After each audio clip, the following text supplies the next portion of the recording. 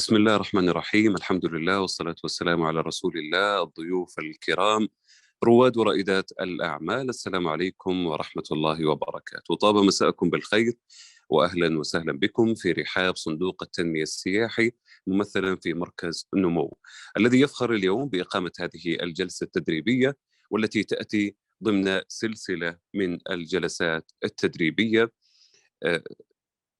لتطوير الإمكانات والقدرات لدى رواد الأعمال ورائدات الأعمال أيضا في المملكة.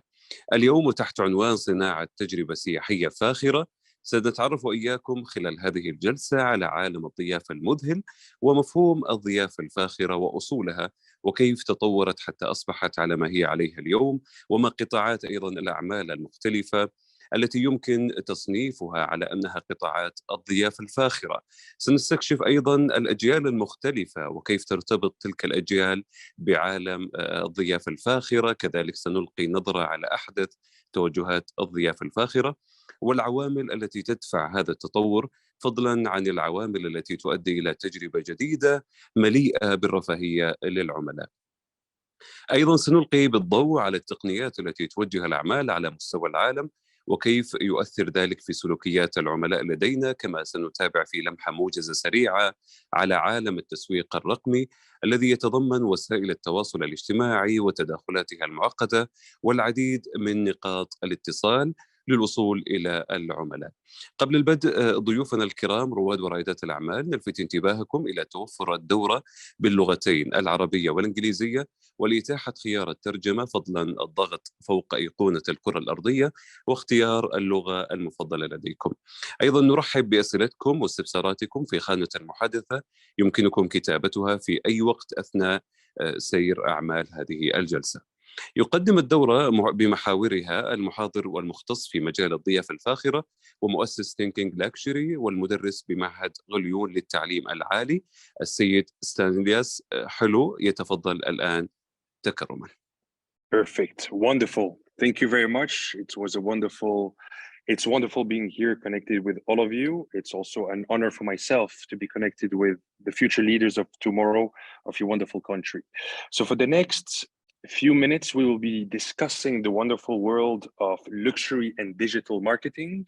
Right now, we live in a world where luxury is growing exponentially, and the digital marketing, of course, we have to adapt it to the world we live in 2022. So as the presenter has explained a little bit, I have several business around. I teach classes in different universities, including the Lyon University in Switzerland. I also work with One Fine Stay, previously worked with luxury treats in Airbnb, where I was part of the team that created Airbnb Lux, the luxury villa rental company. And also I'm the founder and managing partner for Thinking Luxury, where I help businesses around the globe upgrade their experiences, service into the luxury industry.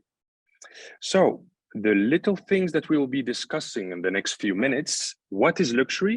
Very basic question, but very important to understand a little bit the basics of what luxury is really. Then we'll go a little bit through the luxury transformation of it, the different generation, the world we live in, we have different generations. They spend and see luxury with a different eye. Fourth part will be the experience economy. Fifth, the luxury goes social. We live in a social world with all the great social medias that we have, that we all know and use maybe on a daily basis. Digital experience, it's also an experience going digitally using apps, website. It's also very, very important to understand the pre-experience before the guest, client, or customer entering your business. And finally, digital marketing in luxury, or the magic world of lack of not having digital marketing in the luxury world. So my few idea is, what is luxury? I can spend here 20 minutes or even 2 hours or 2 days having every single one of you giving me examples of what is luxury. One of the best answer, it could be your luxury doesn't have to be my luxury, or what is my luxury doesn't have to be your luxury. And one of my favorite answers is it depends. Of course it depends. But also we also need to understand that there are certain standards. There's scarcity, meaning that You don't have a lot of them. You do not have 100,000 Rolls-Royce roaming the streets. Price point also tend to be higher, more expensive, even though I believe that value is more important than the price. You have the brand image. Wearing a Patek Philippe or a Rolex or a Audemars Piguet watch is not the same thing as wearing a regular Swatch watch. Exclusivity, it opens up doors. Of course, the quality of everything, whether it's cars, watches, restaurants, Michelin star restaurants or hotels. The design is way more upscale, and the beautiful magical world of storytelling. Selling a luxury watch, selling a $500,000 car, or having you stay in a beautiful villa in Mykonos or Santorini is totally different. I need to sell you the dream, sell you the ideology of what it is, than just telling you what it is. A few definitions of luxury that I would like to break down into straight to the point answers. Indulgence rather than a necessity. You do not need luxury, you want luxury. It's something that you want. So understanding this basis of somebody needs a bag, but you want a Hermes Birkin bag. The product of service or desire, and also very important, time is luxury. This is why when you fly business class, first class, or private jet, you cut the line, you do not do the line for security. You're the first one on the plane and the first one out. Time is also extremely, extremely important. Also, another point, something that makes you feel good or special. It's true. Maybe you have some examples that you feel a little bit more special wearing that watch, carrying that outfit, or eating in a much nicer restaurant or hotel. And one of my favorite also, attention to details. Detail in service, detail in the experience that you get, absolutely everything. And final point, when needs and desires are answered, are anticipated. You know, the person in front of you knows what you're going through. Understand your culture, your religion, your way of life, the way you travel, the way you do. This is why you will get an amazing service thing in a luxury 5-star hotel, such as the Rosewood in London, or the Four Seasons in Beirut. You will get the answer, you will get a better service because they will understand you much better, because they can anticipate the potential needs that you need. Very important to understand, luxury market is growing. You can have a look yourself. During COVID in 2021, Rolls-Royce has sold a record amount of cars. Doesn't make sense. Everybody was stuck at home. Nobody could travel and get out. Everybody was stuck. And they still sold. So a lot of times it does not make sense, but it's a growing market. $1.42 trillion in 2019, of course, pre-COVID, but we need to understand that the numbers pre-COVID also, plus 300% market for personal luxury goods has tripled in the past 20 years. 360 degrees experience. People need to understand that buying a luxury product, staying in a luxury product or in a luxury hotel is a 360-degree experience. Not only from the moment you walk into the store or the hotel and the moment you leave, it's also what happens before. It's also digitally. Maybe people find out about you through word of mouth. So a friend and family who stayed in your hotel or shopped in your store, went on the website, went on social media. All this is very, very important. And then Lux 4.0, the new trends. What's going on today? What's the new trend in luxury? Is it crypto? Is it, better service, personalized service? All this is also very, very important. And digital helps it. Worldwide luxury market, there's absolutely nothing new here. 42% into luxury cars, about 17% in hotels, almost a quarter of it with luxury personal belongings, watch, clothing, bags, 6% in beverages, 4% in gastronomy, and the rest into art, furniture, private jets, and yachts. You also have to understand, maybe it's shocking to have art over there, but this is also a luxury market. It's also understandable that you have Sotheby's and Christie's over there selling luxury goods, and you need to separate from luxury goods into art, even though it's a small percentage. It's very interesting to understand that end. Some very important characteristics is really having a look at what it is, even though maybe, like I said previously, the very first thing I said, your luxury is different than my luxury. It's also very important to understand the characteristic, the basics. It's traditional, yet contemporary, meaning that most of those luxury products and items, I don't want to say all of them, but most of them would be timeless. It has this traditional. Buying a luxury Rolex watch 10 years ago or 50 years ago, it still holds its value. It still has this traditional way of carrying. For example, Patek Philippe is very famous that you actually do not own a Patek Philippe. You pass it on from generation to generation. They really love the timeless image. And the same thing in a luxury hotel. This is the whole idea, to give you a very timeless service. And again, it doesn't mean that all of it is like that. Heritage, history, cultural, geographic roots and provenance. Staying in a beautiful Jumeirah hotel or staying in a Mandarin Oriental hotel that will give this Emirati Arab touch, or that will give you this Chinese touch, also give that geographic service. Or even flying with Saudi Airlines or Emirates, Etihad or Cathay Pacific, you will feel that local culture of luxury service. This is also very important. A brand that has this recognized identity. Some of them are very powerful brands, such as Rolex. They're very recognizable watches, or just the logo, the crown is very recognizable, but also it has this identity. If I tell you a watch made in Switzerland, you understand that it's extremely, extremely high quality. The real thing, it's real, it's raw materials. It could be diamonds. It could be, high-end service or high-end 3 Michelin star restaurant. Customized, personalized, associated with service. You can go in any 5-star grand luxury hotel around the world and you can personalize everything that you want during your stay. Maybe some of you do not know, you have a pillow menu. You can ask for a different kind of pillow. You can ask for the decoration to be changed in the room because it is not feng shui for you. You can do it. You can go and get a custom-made suit in Savile Row in London. It's part of the deal. It's kind of normal, the whole customization, personalization of the product, and mainly of the service. And we real or perceive the rarity. Repeating what I said previously, having certain items, luxury items, if I tell you 100,000 cars or 100,000 Patek Philippe pieces, I don't think that it will give you that feeling special if every single person in the room has that watch. You no longer perceive it as rare. And beyond price, going back to what I previously said, price is important, but the value is. And the best way is if you work in a retail store, somebody walks into that retail store, could be Rolex, could be Dolce & Gabbana, could be any of your favorite stores.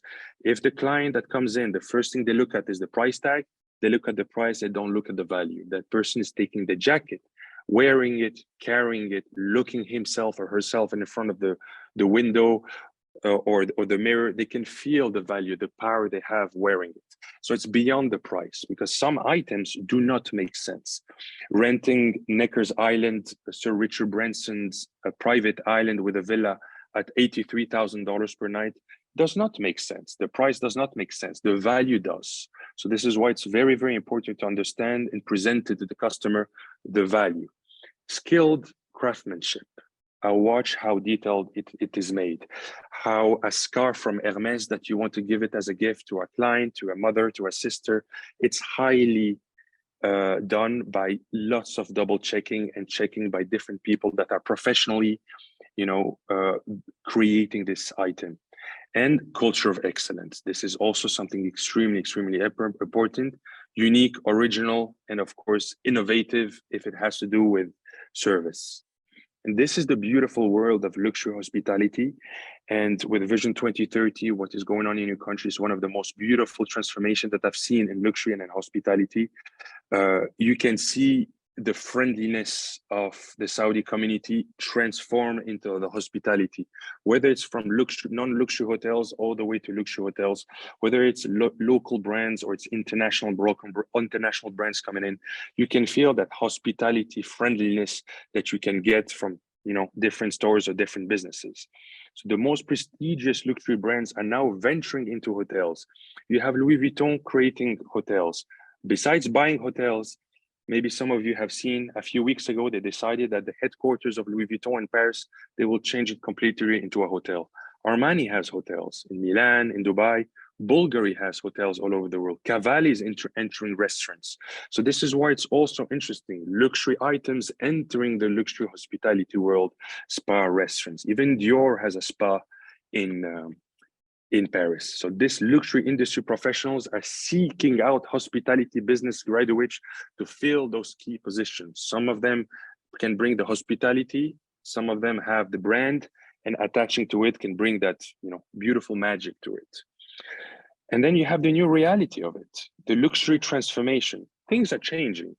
Countries are opening their borders, the transformation of people, how they book, how they order, how things go viral. We've seen this going on with luxury and non-luxury items, how things go viral. It is very important to understand that shift in drivers, what drives those future customers. How do you find out about this new hotel called the Habitas Hotel in Al-Ola? I can tell so many people around the world about this hotel in Al-Ola, and everybody will talk about, oh, this is beautiful, it's magical, it integrates into the beauty. And most of the people haven't been there. I haven't been there yet, and I've known this. So there has been some kind of driver, motivation. What is it? We'll find out. The customer, maybe past customers, has posted it online on social media, went to talk about it. They had an amazing experience. And all this will translate into this driver of communication. Word of mouth is magical, posting on social media, writing a review. You cannot imagine the amount of people that do not think about, oh my God, let me find out about the reviews of my properties, of my business, of my restaurant, of my bar, of all this information. This communication can go very far. And you're very lucky if this communication becomes a positive driver and you get motivation, or it could also be that negative communication and it negatively gets to sharing this bad experience. And what could be the new customers? Who are the new customers? Are there the nouveau riche, the new rich people that maybe from one day to another, they make good amount of money? For example, sports people, sports players, people in the crypto world. What's the new customer? Is it the new generation? So we'll find out. So the millennials and the Gen Z is also important. These people will be the new large consumers in the next few years. Why? Because they are the growing generation right now that are already into this workforce, or are some of them at the end of the Gen Z, they're entering the workforce. So they will be the next generation spending. They are already that, but in the next few years, they will be the number one representing that money spent around the world. Up to half of them will be spending their funds into the luxury good market by 2025. So this is also very, very important. 2025 is around the corner. It's already in a couple of years. And this is why it's nice to go back into the basics, understand the behavior, how they spend, why do they spend, do they post about it, do they follow those brands on social media, do they share about it. It's also important to understand, to adopt those different luxury behaviors patterns of different generation. As you may know, every single one of you, you'll see a little bit how you live, how your parents live, how your seniors live, or maybe your younger kids are spending and sharing on social media. We have to understand this, whether we accept it or not. This is also part of this behavioral trend that we need to understand how people are spending their money and sharing it to the world. And this is why I would like to break it down with Generation X, Y, Z, and throwing the millennials, Generation Y. This is approximately the age group. So the millennials, maybe some of you could recognize yourselves. Maybe some others will recognize yourselves on the Gen Z, or you might be recognizing you are in the bridge in between both. So the millennials grew up during a strong economy, big spenders, spend time in shopping centers, socially connected. You know, if you're in the older spectrum of this Generation Y, you went through this change in the early 2000s of going from a Nokia to a BlackBerry to an iPhone, of going through calling, you know, the phone at home to speak to your friend, to now just texting.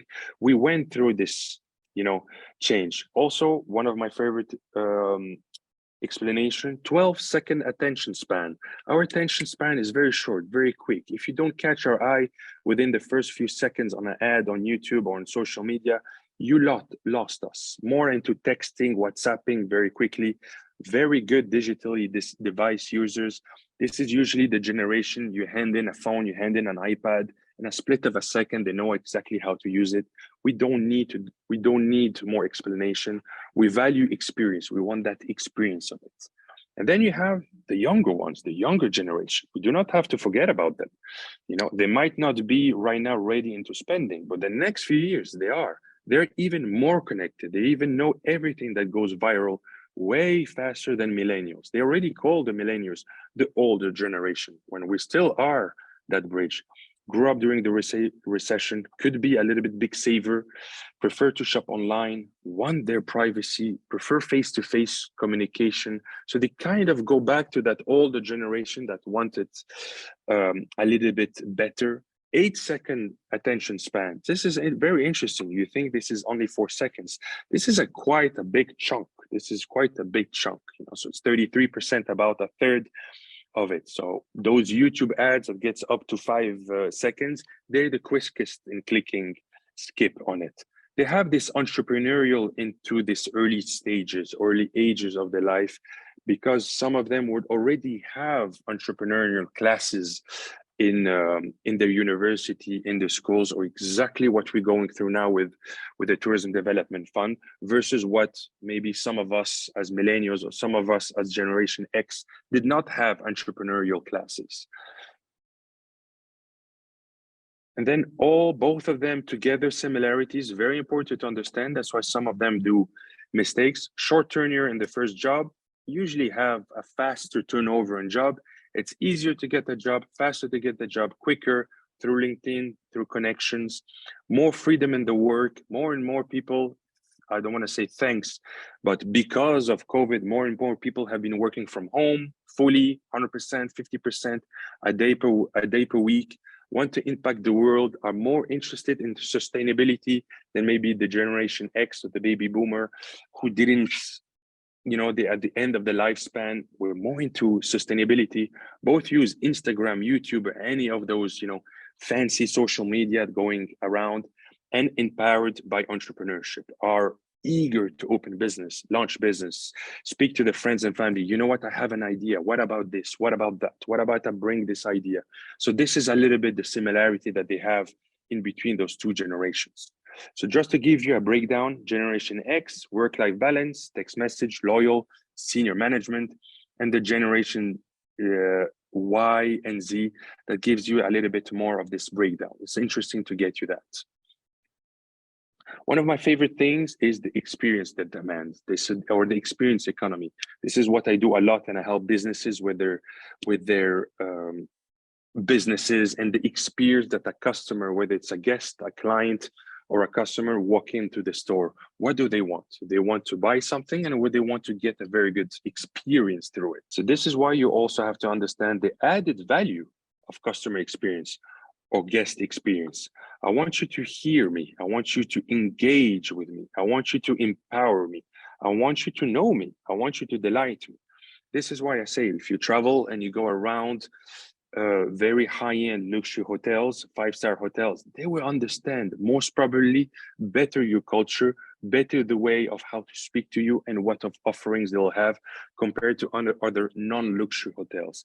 This is why you might walk into a luxury store, could be Chanel, could be Patek Philippe, in Paris on the Champs-Élysées, in London, in Knightsbridge, and you might have a high chance that you'll have somebody that may speak Arabic, that may speak Mandarin, that may speak Russian, that they want to give that customer experience, a better service to that certain person. Not always, but there's a higher chance that they want to engage with you. So this is why it's also very important to understand the added value of great experience towards that customer experience. And this is why 70% of buying experience are based on how customers feel they are being treated, and 82% of customers stop doing businesses with that company that gives bad customer experience. Nobody wants that. You walk inside a store to buy a bag, you want to buy a bag. You want the service that's attached to it. You don't get there for the service. You expect the service to be high-end. So the few markets that have changed, 10% was about 4 or 5 years ago. 90% was real retail shops, whether it's because of COVID or not, it's growing. Online, it's growing. How am I able to give a very good luxury experience, luxury service for somebody who's shopping for shoes, a bag, or a watch online? It's very difficult. It's very, very difficult. But by digital transformation, by changing a little bit the physical transformation of a retail shop, you can better the music, perfect temperature, great service, have somebody at the door, welcome to the hotel, how may I assist you, sir? Can you escort you to the room? Very easy, if I may say, in a physical store. How do you do it online? You know, how are you able to offer it? By trying to organize this digital marketing, that digital experience that you may have. So the experiences become more essential, justify the price. This is why I can say €100,000 watch or $93,000 Neckers Island, private island to rent per night is very difficult. So I have to justify the price by offering so much experience, so much service to make sure that you're interested in this stay. And this is why, for example, the world we live in, like we said, with the latest generations, they're into authenticity, back to the roots, back to the authentic of who we are, what do I want to show to the world, and a lot with sustainability. We have some parts of the world, like in the States, in Europe, in the European Union, in the UK, where businesses are obliged to do CSR, corporate social responsibility. They have to do sustainability.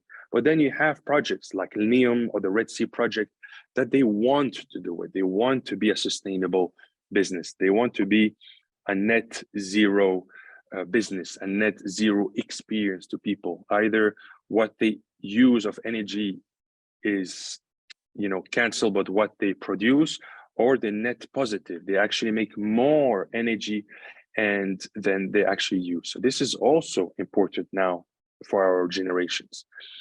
And then nothing new for anybody. Luxury goes omni-channel. You start having apps, start having amazing website. You start having websites that are mobile friendly, but also mobile friendly for an iPhone 11, 12, 13, 14, Max Pro, also a Samsung, a Huawei. You also have to make sure that you all digitally were organized. Also, depending on which social media you want to be on or not, this is why it's very important to be all together. And one of my second favorite one, storytelling. You've seen maybe ads on TV, on YouTube, in phones and Instagram, the storytelling behind the brands, luxury or non-luxury. Coca-Cola are very good with storytelling. iPhone is very good with storytelling, BMW, etc. But you can see some ads of luxury products or luxury hotels that the storytelling, they do not speak about the hotel. They do not speak how luxury it is, how the best hotels in the world, the tallest building in the world.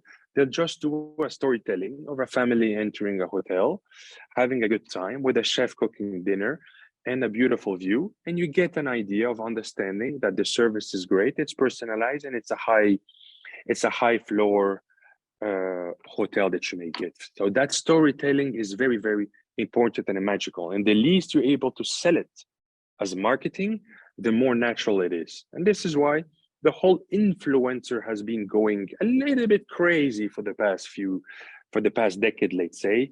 Maybe some of you here know Chiara Ferragani, a very, very famous influencer, haute couture, over 15 million. And every time I talk about this, she's growing does shows on Prime or Prime TV or Netflix. She's very powerful. If she stays in a property and she likes it, her followers will be motivated and staying there or following. Maybe you've known and you've seen Cristiano Ronaldo got to 500 million followers. That person charges a fortune into posting, but that person has such an influence, again, whether it's positive or negative. So this is why social media, people decide not to have it. It's totally fine if this is your decision, or to have it. But if you have it, you have to decide in working on it, continuously working on it, and using it as a communication towards your future consumer, your local consumer, your international consumer, etc. So this is why it's very, very important. And this is what brings us to the digital marketing, communication values to your customers or your client or your guest using digital tools. I don't know if you know, there's some luxury companies that do not use social media, do not spend a single dime, a single dollar on marketing. This is part of the way. They do not want to be present. That's their choice. But this is also a bridge to the world, especially to the new generation that you want to. Some people prefer the traditional way, the books, the newspaper, flying business class, taking the magazine in front of you, opening it and see the publicity about this restaurant, that hotel, that business. Some people want that digital, everything online. I want to see this way more. Then you have a few marketing tools that could help you out. Search engine optimization, very basic. SEOs, to be in Google, to be in the first page, on the second page. If I ask you that question, anybody goes beyond the third or fourth page? Most probably not. Anybody being beyond the 10th page? Maybe you've actually never been on that 10th page on Google. So that's why search engine optimization is also an important point. Pay-per-click, PPC, every time you click on that ad, it will be paid. It's also important to understand those traditional way of digital marketing. Content marketing, focus on reaching, engaging, connecting with the customers. What should I see? What should I say? Sometimes you have content marketing, you have let's say an Instagram or a LinkedIn page from Four Seasons, and then every single Four Seasons around the world will have their own Instagram page or their own Facebook page, because they really want to give that content marketing about that Four Seasons in Riyadh versus that Four Seasons in Costa Rica. So this is why it's also very important to know what to say, what not to say. And also, again, another basic, the email marketing, the newsletter that you get, whether they're personalized or not. So very straight to the point. Social media marketing, this is very important. Facebook, Twitter, LinkedIn, Instagram, Pinterest, any of the other ones that you may use. The sixth part. Now we're entering a little bit the new trendy part, voice search optimization. Not sure if you guys use Hey Google or use Hey Siri. Maybe by saying Hey Siri, I'm putting in motion your phone right now. Also, if you've never used the Google Translate app, you can actually use it by speaking into it and it speaks out. So all this is also part of it. Video marketing, whether it's quick, small 15-second ads on Instagram Reels, or it's those YouTube ads. All this is very, very important. And what I like to throw in the eighth one, an added value one, create your digital marketing strategy. It's great to have all that. You need a strategy of how to build it. What's your goal? You want to increase web traffic? You want more followers? You want more likes, more comments? You actually just want more people to know that you exist? Maybe some of you never heard of the Habitas Hotel up until the moment it was they created the hotel in Al Ula. Suddenly now you hear about it, you learn about it. They opened one in upstate New York. So what's the reason? What's the strategy behind it? Boost brand awareness? Is it to drive storefront traffic? I want to do ads so more people can come to my physical store, raise revenue and conversion. Of course, unless you're a non-governmental agency and you're a charity, you're here to make revenue, to make money. I want to convert those digital people following me into real consumers. And this is why you need to understand a little bit the trend. You need to engage your customer, provide value, whether it's ads, whether it's quizzes, whether it's polls, surveys, contests. A few years ago, when LinkedIn added those polls online, everybody started doing polls with weird questions, and it was a little bit awkward moment on LinkedIn. But then right now it came back to this beauty of business, but you also have it on Instagram. Maybe you follow some socialites or some influencers, some businesses. They want to find out what people know. Throwing out a question on survey on Twitter, you might get some interesting answers. So you get this back and forth with this, with your type of clientele. And then you have the shoppable posts. You may have a look at it. You may see that you can click on a picture and it brings you, as you may see in the dress here, you can see that you can buy this dress, you can buy that bag. It connects you directly to the webpage of reservation from Four Seasons. And the messaging app. This is great when it works. I don't know if anybody of you had tried to send a message through Instagram or through Facebook or through Twitter and trying to speak with somebody and you get an amazing service. That's great, that's amazing. but then maybe you try to do it and nobody answers you. So it's great to have it, but also it's very important to understand it when you need to use it. In China, WeChat is very, very powerful, very strong. Also, you may understand, maybe some of you know, there's certain social media that are not allowed in China. So this is why they push people to WeChat. And then deciding what kind of stories you can throw in, the contest, the stories. If you're able to vote here and answer this question, you enter the contest in being able to win this on shoe signed by Roger Federer, and you can meet him for 15 minutes up to this second during his latest trip. So many of those businesses are doing those social media stories, the contests, and it's working, it's moving, it's getting things, people moving. Or if you repost this picture, you enter the chance of winning a dinner for two up to 200 euros worth. It's working. Or if you sign up on a newsletter, you get a discount on your next purchase. Like I said, mobile-friendly websites and apps. Funny enough, 97% of the people clicking on my website are done on a mobile phone. So this is pretty interesting. I'm a luxury consulting firm, and most of them will look at it and share it on the mobile phone. So then I start concentrating on making sure that my website is mobile-friendly. So this is also, you can have the best website, the best Instagram, but if it's not mobile-friendly, you might have missing items. So this is why it is very, very understandable to understand that we live on a smartphone. And then the beautiful influencer marketing. You've seen it. You've seen those famous people that you may follow.